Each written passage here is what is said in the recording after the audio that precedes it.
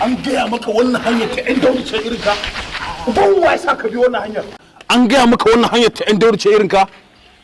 wannan hanyar mallaka ta ce ta gani sai kin biya ta ko baka ji ba kwatance kawai ne ya hakuri kwatance kawai ne kana nufin din duniya ta kake bi duk inda na sa kafa kana samun najiya mu ka kake tona mun asiri